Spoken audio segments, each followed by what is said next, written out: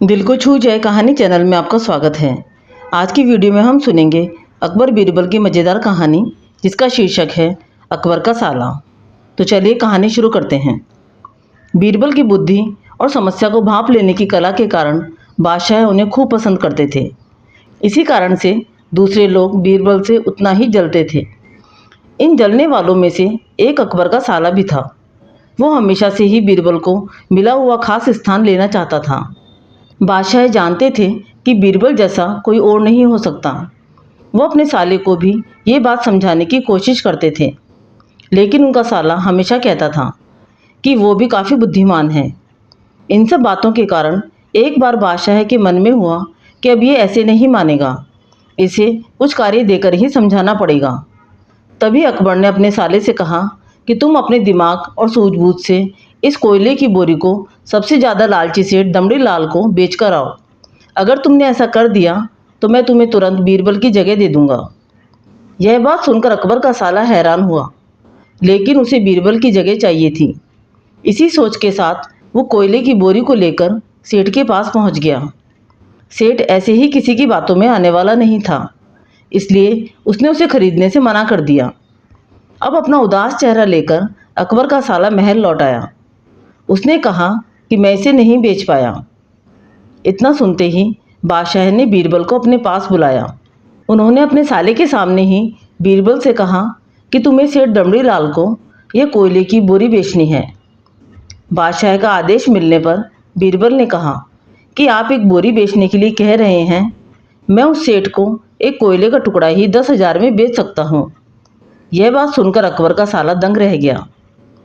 अकबर ने कहा कि ठीक है, तुम एक ही कोयले का टुकड़ा बेचाओ। बादशाह का आदेश मिलते ही एक कोयले का टुकड़ा उठाकर बीरबल वहाँ से चले गए। उन्होंने सबसे पहले एक मलमल के कपड़े का कुर्ता अपने लिए सिलवाया, फिर उसे पहनकर अपने गले में हीरे मोती की मालाएं डाल ली और महंगे दिखने वाले जूते भी पहन लिए। इतना सब करने के बाद बीरबल ने उस कोयले के टुकड़े को सुरमा यानी काजल की तरह बारीक पीसकर एक कांच की डिब्बी में डलवा लिया। इसी भेष में वो महल के मेहमान घर में आ गए। फिर बीरबल ने एक इश्तिहार दिया कि बगदाद में एक जाने माने शेख पहुंचे हैं जो जादुई सुरमा बेचते हैं। सुरमे की खासियत में बीरबल ने लिखवाया कि इसे लगाने वाला अपने पूर्वजों को देख सकता है। यदि पूर्वजों ने कोई धन छुपा कर रखा है तो वो उसका भी पता बता देंगे। इस इश्तिहार के सामने आते ही पूरे नगर में बीरबल के शेख रूप और चमत्कारी सुरमे की बात होने लगी। सेठ दमड़ी लाल तक भी यह बात पहुंच गई। उसके मन में हुआ, जरूर मेरे पूर्वजों ने धन गाड़ रखा होगा, मुझे तुरंत शेख से संपर्क करना चाहिए। इतना सोचकर दमड़ी लाल शेख बने बीरबल के पास पहुंचा। बीरबल ने जानबूझकर उन्हें पहचाना नहीं। सेठ ने शेख से कहा कि मुझे सुरमे की डिब्बी चाहिए। शेख ने जवाब दिया, बिल्कुल लीजिए, लेकिन एक डिब्बी की कीमत 10,000 रुपये है। सेठ काफ़ी चालाक था। उसने शेख से कहा कि मैं पहले सुरमा आंखों पर लगाना चाहता हूँ, उसके बाद पूर्वजों के दिखने पर ही मैं 10,000 रुपये दूंगा। शेख बने बीरबल ने कहा कि ठीक है, आपको ऐसा करने की इजाज़त है, बस आपको सुरमे की जांच करने के लिए चौराहे पर चलना होगा। चमत्कारी सुरमे का करिश्मा देखने के लिए वहाँ हजारों लोगों की भीड़ लग गई।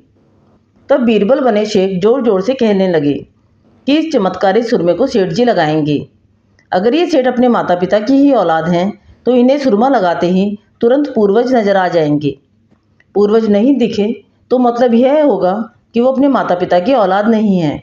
असली औलादों को ही यह सुरमा लगाने पर अपने पूर्वज नजर आते हैं।